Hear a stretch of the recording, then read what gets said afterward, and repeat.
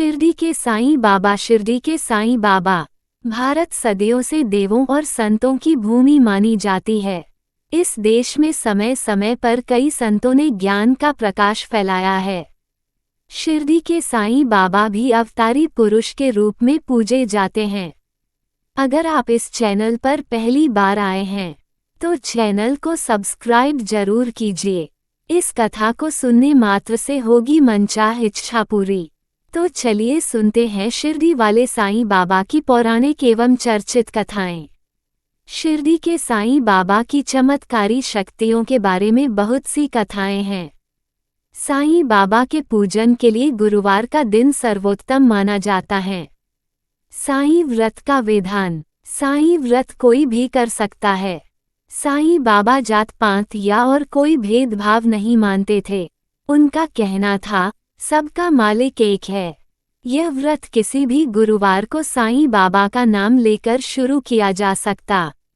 सुबह या शाम को साईं बाबा की तस्वीर या मूर्ति की पूजा की जाती है। किसी आसन पर पीला कपड़ा बिछाकर उस पर साईं बाबा की तस्वीर रखें। पूजा के लिए पीले फूल या हार का प्रयोग करें। धूप दीप जलाकर साईं व्रत की कथा पढ़ना चाहिए। पूजा के बाद प्रसाद बांटना चाहिए। प्रसाद के रूप में फल या मिठाई बांटी जा सकती है। शिरडी के साईं बाबा के व्रत की संख्या 9 हो जाने पर अंतिम व्रत के दिन 5 गरीब व्यक्तियों को भोजन कराना चाहिए और दान करना चाहिए। इस तरह इस व्रत का समापन होना चाहिए। साईं व्रत की कथा। कोकिला बहन और उनके पति महेश भाई शहर में रहते थे। दोनों में एक दूसरे के प्रति प्रेम भाव था, परंतु महेश भाई का स्वभाव झगड़ालू था। दूसरी तरफ कोकिला बहन बहुत ही धार्मिक स्त्री थी, भगवान पर विश्वास रखती। धीरे धीरे उनके पति का धंधा रोजगार ठप हो गया। कुछ भी कमाई नहीं होती थी। महेश भाई अब दिन भर घर पर ही रहते और अब उन्होंने गलत राह पकड़ ली। अब उनका स्वभाव पहले से भी अधिक चिड़चिड़ा हो गया। एक दिन दोपहर को एक वृद्ध महाराज दरवाजे पर आकर खड़े हो गए। चेहरे पर गजब का तेज था और आकर उन्होंने दाल चावल की मांग की। कोकिला बहन ने दाल चावल दिए और दोनों हाथों से उस वृद्ध बाबा को नमस्कार किया। वृद्ध ने कहा, साईं सुखी रखे। कोकिला बहन ने कहा, महाराज सुख मेरी किस्मत में नहीं है, और अपने दुखी जीवन का वर्णन किया। महाराज ने श्री साईं के व्रत के बारे में बताया। 9 गुरुवार फलाहार या एक समय भोजन करना, हो सके तो बेटा साईं मंदिर जाना, घर पर साईं बाबा की 9 गुरुवार पूजा करना, साईं व्रत करना और विधि से उद्यापन करना, भूखे को भोजन देना। साईं बाबा तेरी सभी मनोकामना पूर्ण करेंगे। साईं बाबा पर अटूट श्रद्धा रखना जरूरी है। कोकिला बहन ने भी गुरुवार का व्रत लिया।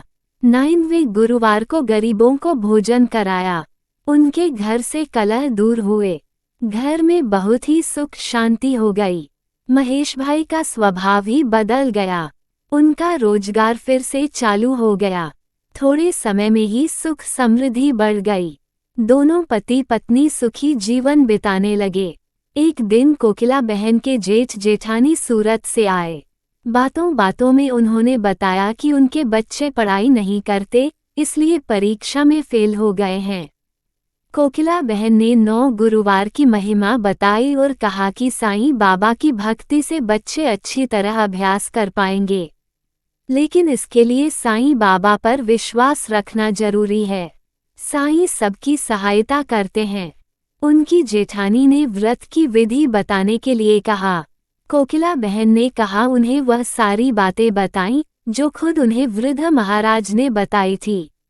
सूरत से उनकी जेठानी का थोड़े दिनों में पत्र आया कि उनके बच्चे साईं व्रत करने लगे हैं और बहुत अच्छे तरह से पढ़ते हैं। उन्होंने भी व्रत किया था। इस बारे में उन्होंने लिखा कि उनकी सहेली की बेटी शादी साईं व्रत करने से बहुत ही अच्छी जगह तय हो गई। उनके पड़ोसी का गहनों का डिब्बा गुम हो गया था, जो अब वापस मिल गया है। ऐसे कई अद्भुत चमत्कार हुए था। कोकिला बहन ने समझा कि साईं बाबा की महिमा अपार है।